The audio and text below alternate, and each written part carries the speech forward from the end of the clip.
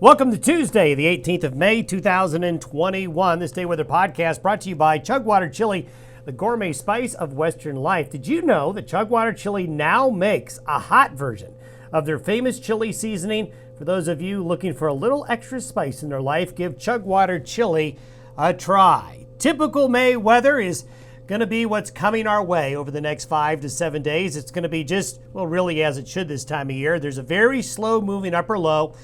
This is going to drift through the region for another really day or two before it exits the region, only to be replaced by another one. We're going to see a warm up in some areas of the central and southern Rockies Wednesday through Friday, while the northern part of the Rockies turns cooler. Those areas, those northern areas, are warm right now, like Montana and central and northern Wyoming and the western Dakotas, while it's cool in southern Wyoming and parts of Colorado, western Nebraska, and western Kansas, but that will reverse.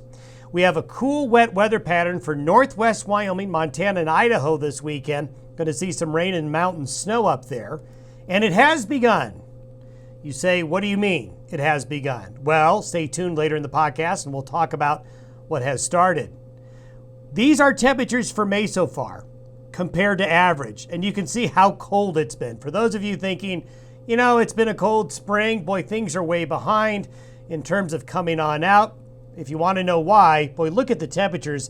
The Continental Divide has been the dividing line really since fall, and it continues to be the dividing line between the warmer, drier, and the cooler and wetter conditions across the USA. But boy, this is a very cool May after what was a very cool April. We'll take a look later this week at the long-range forecast for June and see if we're going to reverse that trend. This is part of the reason why it's so cool. We've got an upper level low right over Alamosa, Colorado, moving really slowly. Now it is cut off from the main flow of cold air up to the north, so that's why it's pretty mild in this region right here. But the counterclockwise spin is bringing upslope to Colorado, southeastern Wyoming, western Nebraska, western Kansas, keeping shower and thunderstorm activity in the region. It is drifting slowly northeastward and will be moving completely into the Midwest in the next couple of days. This is the next trough that's going to be dropping southeast in the Pacific Northwest, and we'll show you what will happen there. As we get into Thursday morning, that low gets centered over central Oregon, and into the Pacific Northwest, pushing into western Idaho. Now, you may be seeing this and go, oh boy, here comes a big storm. But what happens a lot of time towards the end of spring is lows just like this one come in from the Gulf of Alaska and British Columbia, then kind of get stalled out. The reason you see this big high pressure ridge, if you were to draw the jet stream, it would look like this by Thursday. Well, we've got a big trough here, but a big ridge here. So there's a battle between the high pressure ridge and this low. So what's going to end up happening is this low, instead of moving east, is actually going to be drifting north. And it's going to keep the areas in the north coolest and most wet and most unsettled. These are high temperatures relative to average on Thursday. Look at the contrast. We showed you this yesterday. It's going to really warm up in these red and orange areas here, while really cool down up into Montana, the Pacific Northwest, Idaho, and even portions of Nevada and California. There's the upper level low by Friday. Notice it goes from south central Oregon to central Nevada, and it's going to basically just sit there and spin for a few days, then lift this way by later in the weekend and into early next week, held up by this big high that's going to bring some real warm summertime conditions to the central and eastern areas of the United States. This is by Sunday. This is Friday. This is Sunday. See how it just lifts north instead of moving east? And that is a common thing we see at the end of spring. So that's another sign that the seasons are gaining momentum in terms of the change.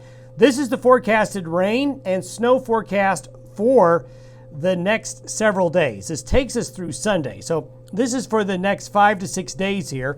You can see southern Colorado, southwestern areas of Kansas, northeastern New Mexico, and the panhandles are going to be the most wet. These areas right here really need the moisture, and they're going to get some, and that's good news for this area here as well as southwest Kansas. Notice there's another area of enhancement up here. This is with that upper level low this weekend, and this is going to be rain and snow up here.